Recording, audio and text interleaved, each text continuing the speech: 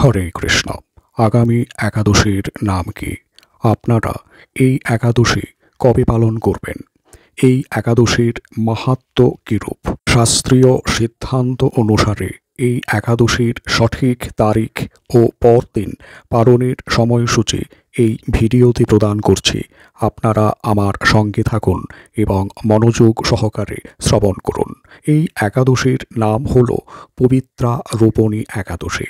ইহা শ্রাবণ মাসের শুক্লপক্ষের একাদশী। দক্ষিণ আমেরিকা মহাদেশ ও উত্তর আমেরিকা মহাদেশের অধিবাসীবৃন্দরা এই একাদশী ব্রত পালন করবেন 15ই আগস্ট 2024 খ্রিস্টাব্দ।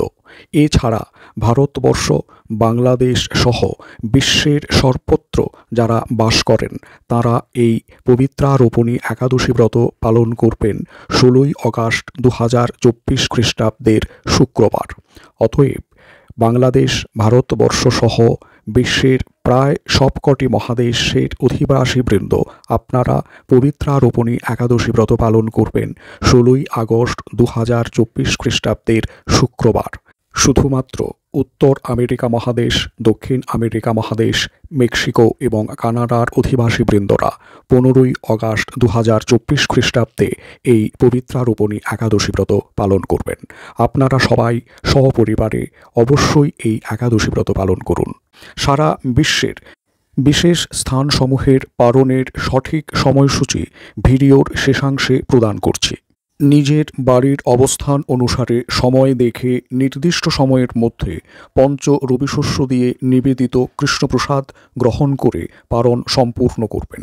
যারা নূতন তাদের জন্য একাদশীর বিধিনিষেধ ও নিয়মাবলী সম্পর্কে খুব সংক্ষিপ্ত একটি আলোচনা করছি। যদিও এই সম্পর্কিত পূর্ণাঙ্গ ভিডিও রয়েছে, এর লিঙ্ক আপনি আই বাটন ও ডেসক্রিপশন বক্স থেকে পাবেন। প্রয়োজনে সেখান থেকে সংগ্রহ করে দেখে নিতে পারেন। যারা আমিষভোজী তারা একাদশীর আগের দিন ও পরের দিন নিরামিষ আহার গ্রহণ করবেন।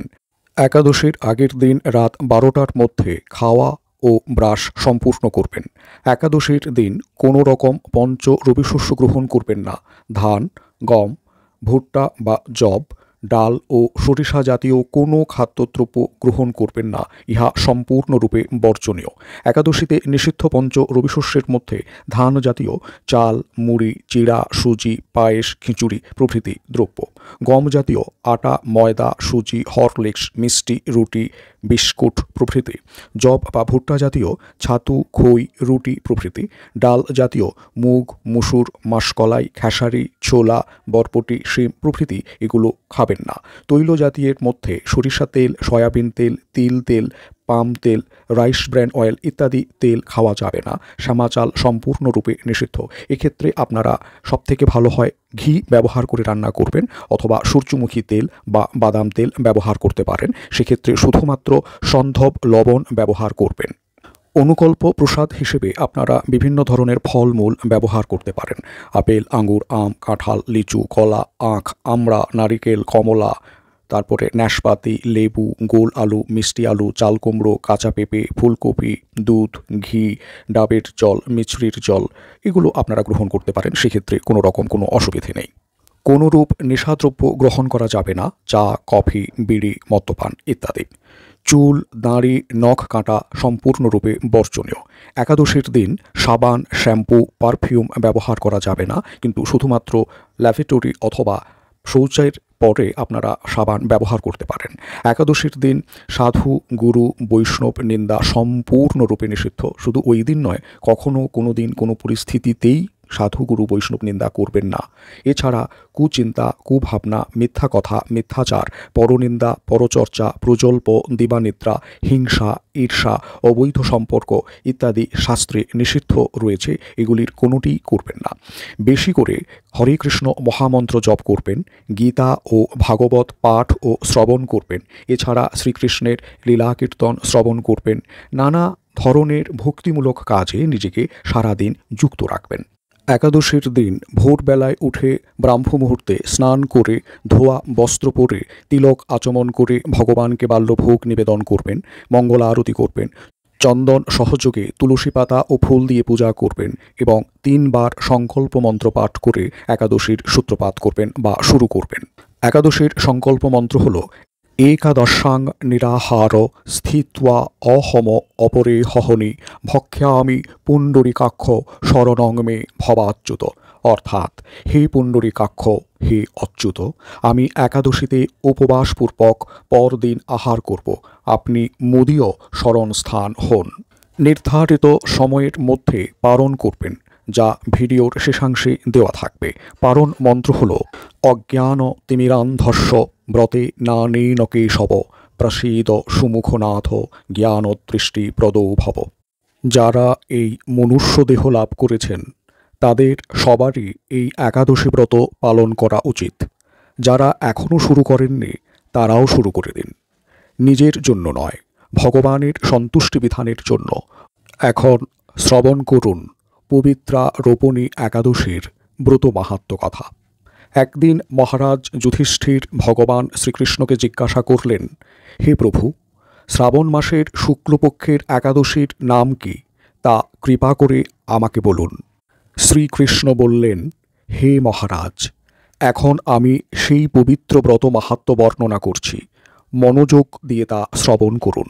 যা শোনামাত্রেই বাজপেয় যজ্ঞের ফল লাভ হয়। প্রাচীনকালে দাপর যুগের শুরুতে মহিজিৎ নামে এক বিখ্যাত রাজা ছিলেন।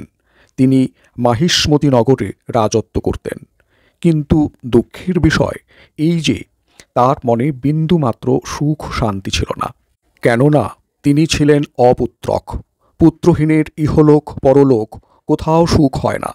এইরূপ চিন্তা করতে করতে বহুদিন কেটে গেল, কিন্তু তবুও পুত্রমুখ দর্শনে রাজা বঞ্চিতই রইলেন। নিজেকে অত্যন্ত দুর্ভাগা মনে করে রাজা চিন্তাগ্রস্ত হলেন। প্রজাদের সামনে গিয়ে বলতে লাগলেন, হে প্রজাবৃন্দ, তোমরা শোনো, আমি এই জন্মে তো কোনো পাপ কাজ করিনি, অন্যায়ভাবে আমার রাজকোষ বৃদ্ধি করিনি, ব্রাহ্মণ বা দেবতাদের সম্পদ কখনও গ্রহণ করিনি। উপরন্তু প্রজাদেরকে পুত্রের মতো পালন করেছি, ধর্ম অনুযায়ী পৃথিবী শাসন করেছি, দুষ্টদের যথানুরূপ দণ্ড দিয়েছি, সজ্জন ব্যক্তিদের যথাযোগ্য সম্মান করতেও কখনও অবহেলা করিনি। তাই হে ব্রাহ্মণগণ, এই প্রকার ধর্মপথ অবলম্বন করা সত্ত্বেও কেন আমার পুত্রলাভ হল না, তা আপনারা কৃপা করে অনুসন্ধান করুন। রাজার এই প্রকার কাতর উক্তি শ্রবণে ব্যথিত রাজভক্ত পুরোহিত ব্রাহ্মণগণ রাজার মঙ্গলের জন্য গভীর বনে ত্রিকালজ্ঞ মুনি ঋষির কাছে যেতে মনস্থ করলেন।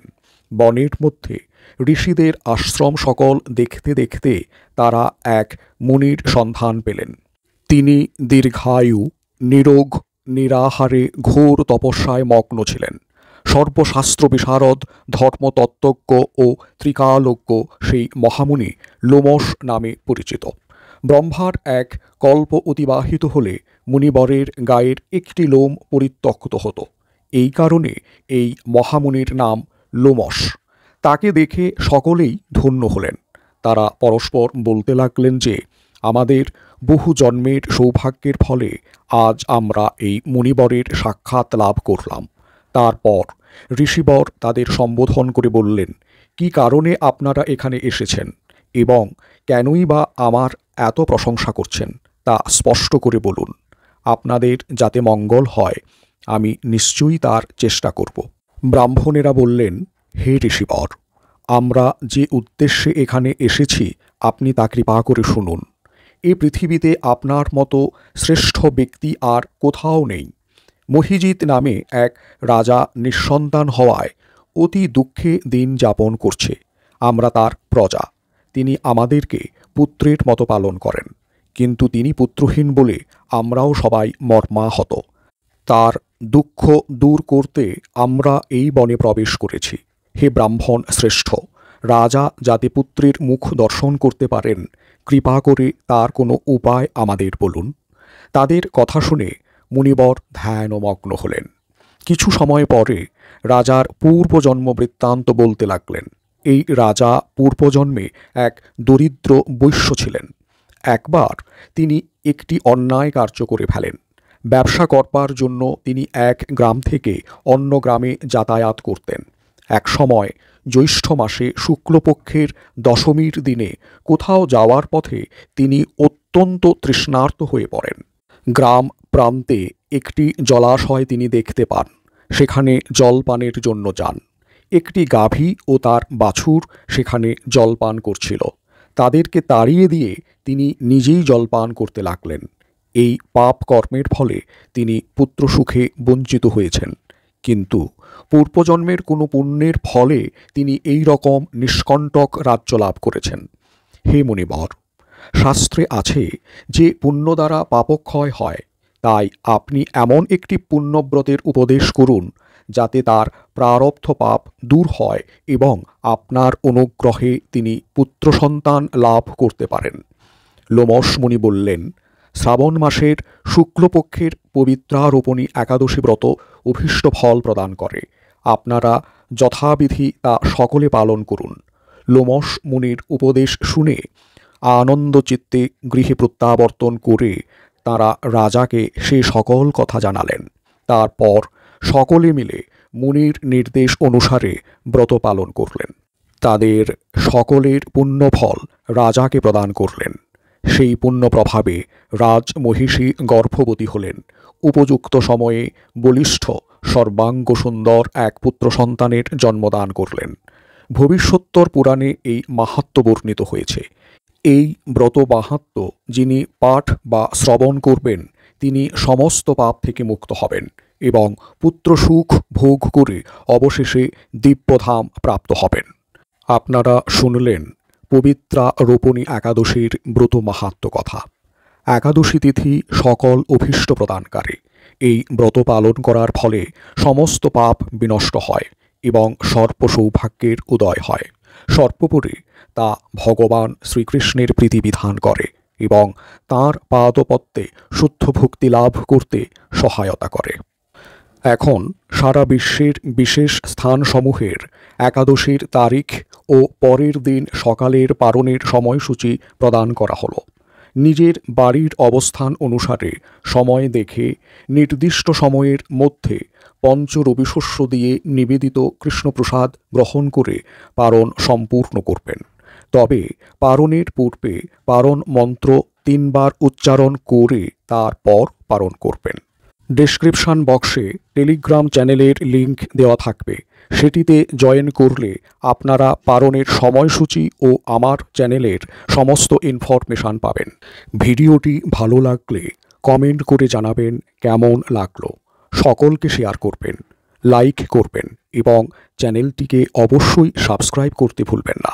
সবাই ভালো থাকবেন। ধন্যবাদ। হরে কৃষ্ণ।